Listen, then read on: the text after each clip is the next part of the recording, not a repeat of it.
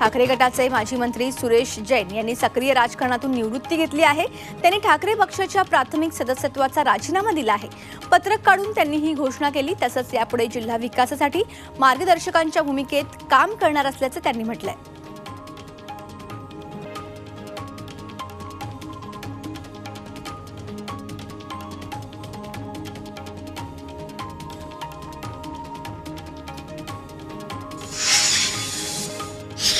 राष्ट्रवादीचे नेते आणि माजी मंत्री अनिल देशमुख, उपमुख्यमंत्री फडणवीस आणि मंत्री उदय सामंत यांची भेट झाल्याची चर्चा रंगली होती। मात्र अनिल देशमुखांसह देवेंद्र फडणवीसांनीही या चर्चांना इन्कार केला।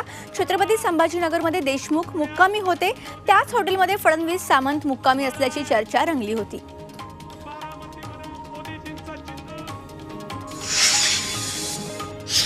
नांदगावमध्ये महायुतीतील वाद चव्हाट्यावर आलाय। शिवसेना आमदार अमृत नोनी गॅस्ट्रिन, अपचन, ऍसिडिटी, गॅस्ट्रबल ह्यापैकी तुम्हाला कुठलाही गॅस्ट्रिक प्रॉब्लेम झाला, उपाय एकच, अमृत नोनी गॅस्ट्रिन।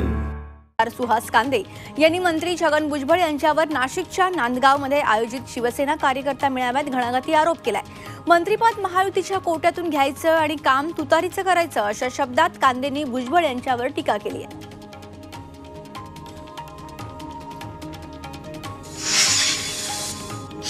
शिंदे पक्षाचे नेते किरण सामंत यांच्याबद्दल ठाकरे पक्षाचे नेते आणि आमदार राजन साळवींनी मोठं विधान केलंय।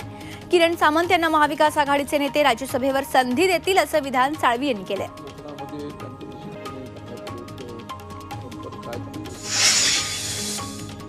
रत्नागिरी सिंधुदुर्गात विनायक राऊत 2.5 लाखांच्या मताधिक्यांनी निवडून येतील असा विश्वास ठाकरे गटाचे आमदार राजन साळवींनी व्यक्त केलाय।